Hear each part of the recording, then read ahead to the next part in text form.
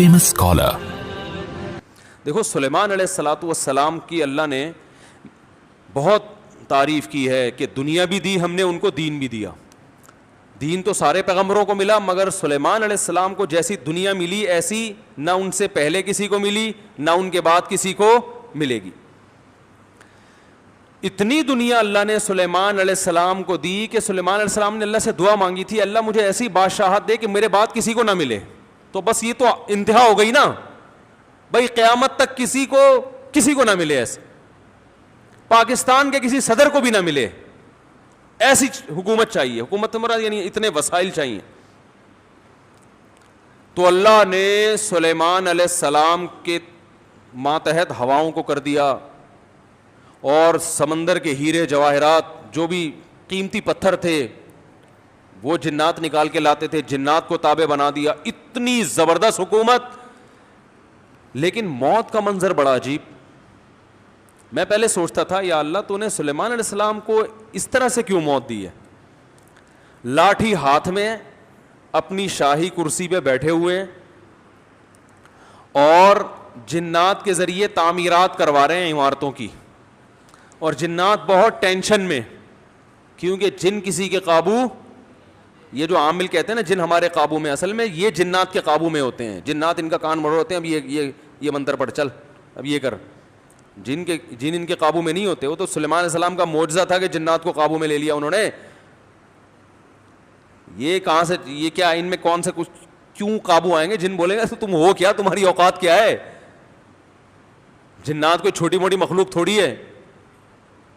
عمریں لمبی ہوتی ہیں جنات کی. ایک آدمی گیا فلیٹ میں، کسی نے بتایا یہ خالی فلیٹ ہے، اس میں جنات بھوت ہیں، نہیں جا. اس نے کہا کوئی جن ون نہیں ہوتا. وہ خالی پڑا ہوا تھا بہت عرصے سے. وہ کہتے ہیں نا خالی عمارتوں میں جن بھوت آ جاتے ہیں. تو بہت عرصے سے خالی پڑا ہوا تھا، ان کو فنٹر بننے کا شوق تھا. لوگوں نے کہا بھائی نہیں جا اس میں بھوت ہیں. اس نے کہا کوئی بھوت نہیں ہوتا. گیا دروازہ نوک کیا، آواز آئی کون؟ کہنے لگا میں فلاں صاحب ہوں، آپ یہاں رہ رہے ہیں، میں نے سنا یہاں جنات ہیں، دروازہ کھولیے. اس نے دروازہ کھولا، عجیب سی گول گول آنکھیں. کہا بھائی میں نے سنا یہاں جنات ونات ہیں. کہہ رہے نہیں ایسی بکواس ہے، میں تو 500 سال سے لے رہا ہوں، مجھے تو آج تک کوئی نظر نہیں آیا.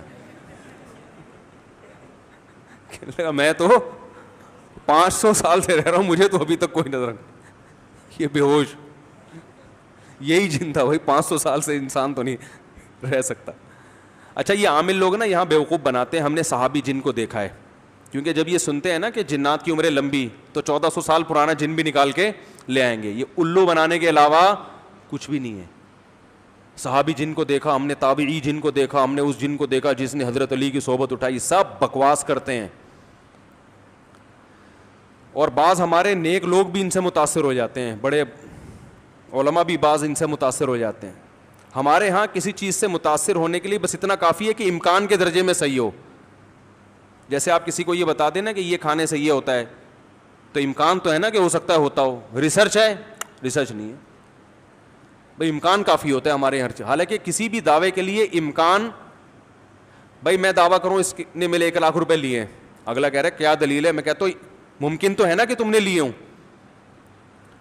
تو اس سے دلیل، اتنی دلیل کافی ہوگی؟ او بھائی یہ امکان کافی نہیں ہے، گواہوں سے ثابت کرو کہ لیے. یا تو یہ اقرار کرے یا گواہوں سے ثابت کرو. ہمارے یہاں دیکھا جاتا ہے بھائی جادو نبی پہ جب ہو سکتا ہے تو ہو سکتا ہے اس پہ بھی ہوا ہو. وہ ہو سکتا تھوڑی دلیل ہوتی ہے. سمجھ میں نہیں آ رہی بات. امکان تھوڑی ہوتا ہے. ابو بکر پہ کیوں نہیں ہو گیا جادو، حضرت عمر پہ کیوں نہیں ہو گیا؟ اس کا مطلب آسان کام نہیں ہے. نبی پہ کیوں ہو گیا تھا؟ اس کی ایک وجہ تھی کہ وہ کہتے تھے نبی صلی اللہ علیہ وسلم جادوگر ہیں، تو اللہ نے آپ سے اس طعنے کو دور کرنے کے لیے ہونے دے دیا تھا تاکہ لوگوں کو یقین ہو جائے کہ یہ جادوگر نہیں ہے، کیونکہ جادوگر پہ جادو نہیں ہوتا. اس میں حکمتیں نہیں، ورنہ یہ آسان کام نہیں ہے بیٹھے ہوئے کچھ بھی ساس کو بہو سے لڑا دیا. اپنی حرکتیں ٹھیک نہیں ہوتی، اور وہ جب پھڈے ہوتے ہیں تو بجائے اپنی حرکتیں ٹھیک کرو کہ یار کس میں فالٹ ہے اس کو صحیح کرو، فوراً کس پہ ڈال دیتے ہیں، ایک نئی جنگ چھیڑ دیتے ہیں. نند نے لڑوایا ہمیں، یہ نند نے ہمارے گھر میاں بیوی میں کیا کروایا؟ پھڈا. خود اپنی حرکتیں ٹھیک نہیں ہے، ڈال کس پہ رہے ہیں؟ کوئی جٹھانی پہ ڈال دے گا، کوئی نند پہ ڈال. ایک نیا جنگ. اب نند سے پہلے 2 آپس میں لڑ رہے تھے، اب تیسری جنگ بھی شروع کہ اس نے کیا ہے. تو سلیمان علیہ الصلاۃ والسلام بیٹھے ہیں, اللہ نے دیکھو اتنی طاقت اور قوت دی کہ جنات کو آپ کے تابع بنا دیا. قرآن کہہ رہا ہے جنات سخت ٹینشن میں محنت مزدوری کا کام کر رہے ہیں اور عمارتیں بنا رہے ہیں. یہ جو احرام مصر ہے عین ممکن ہے حضرت سلیمان علیہ السلام کی تعمیرات ہوں. اتنی ٹینشن میں جنات, اور ادھر سلیمان علیہ السلام ایسے عصا ہاتھ میں لے کے بیٹھے ہوئے ہیں. اور قرآن کہتا ہے فلما قضینا علیہ الموت, ہم نے موت کا فیصلہ کر دیا. کیسے عجیب انداز ہے. ارے بھائی یہ تو بادشاہیں پہلے بیمار ہوتے, اپنا جانشین کسی کو بنا کے جاتے, اور ان کی تو صحت بھی ایسی کہ صحیح بخاری میں 100 بیویاں ہیں. بھائی کمزور آدمی تو تصور صحیح کیا ہو جائے گا, ڈپریشن میں چلا جائے گا. کیا خیال؟ تو کیا خاندانی صحت ہوگی. پیغمبروں کو تو اللہ نے ویسے ہی بہت قوت دی ہوتی ہے, قابل رش صحت ہوتی ہے پیغمبروں کی. جنگ میں کمانڈر رہے ہیں, لڑائیاں لڑی ہیں جنگوں میں, اتنی زبردست صحت. اور بھائی آپ کی موت سے پہلے تو اللہ آپ کو بیمار کرتا, پھر علاج ہوتا, پھر طویل عرصہ, پھر بھائی نہیں بس اللہ نے موت دینی تھی تو دے دی, ایسے ہوتا نا. نا نا نا نا. اور پھر اتنی جائیدادیں, اتنا سب کچھ, تو پہلے اس کا سارا کیا کر لیتے, بانٹ بوٹ لیتے, جانشین بنا لیتے, میرے بعد یہ میرا خلیفہ ہے, یہ فلانا ہے, ڈمکانا ہے. ہو سکتا ہے سب کو یقیناً کیا ہوگا پہلے سے آپ نے, لیکن ہمارے ہاں یہ سارے کام کیے جاتے ہیں جب موت کے آثار ظاہر ہونا شروع ہو جائیں. ادھر قرآن کہہ رہا ہے فلما قضینا علیہ الموت, ہم نے سلیمان کو موت دینے کا ارادہ کیا. اور کس وقت؟ جب وہ بیٹھے ہوئے تعمیراتی کام کروا رہے ہیں جنات کے ذریعے اور انسانوں کے ذریعے.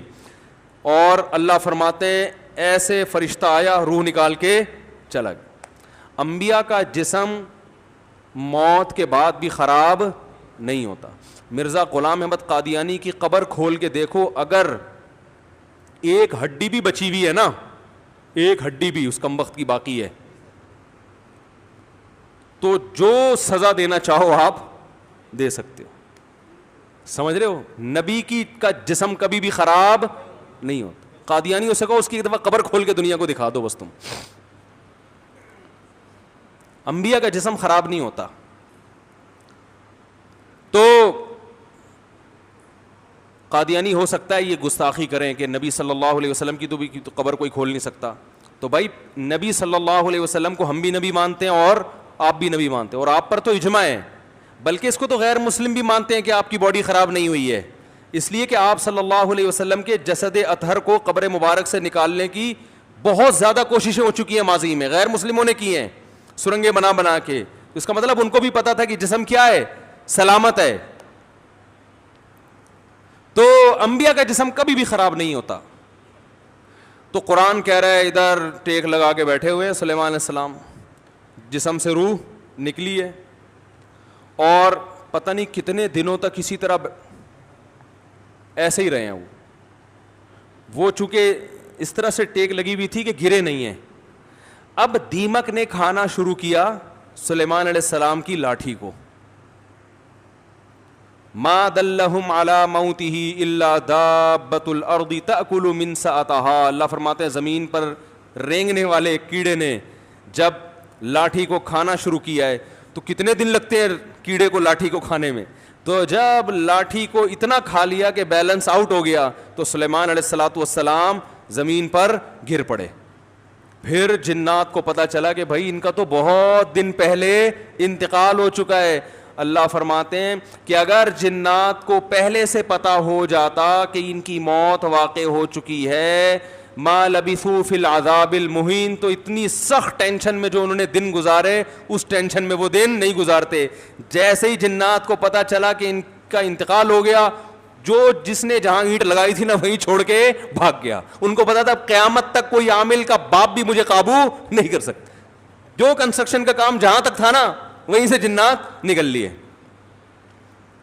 ورنہ سلیمان علیہ السلام 2-4 عاملوں کے ذمے لگا کے چلے جاتے, بھائی میں کسی بھی وقت دنیا سے جا چکا ہوں, جا سکتا ہوں, تو ان کو ذرا پکڑ کے واپس لانا, جو 2-4 اینٹیں رہ گئی وہ تو لگا دیں ہیں بھائی. یہ قرآن کے الفاظ بیان کر رہا ہوں. ما لبثوا فی العذاب المہین. اللہ فرماتے ہیں کہ جنات کو پہلے سے پتا ہوتا نا کئی دن پہلے ان کا انتقال ہو چکا ہے تو یہ اتنی سخت ٹینشن میں نہ ہوتے. وہ تو یہی دیکھ رہے ہیں یہ ہماری نگرانی کر رہے ہیں ایسے, کیونکہ چہرہ بھی بالکل اسی طرح, چہرے پہ رونق اسی طرح جیسے زندگی کے آثار ہوتے ہیں, بالکل وہی کنڈیشن.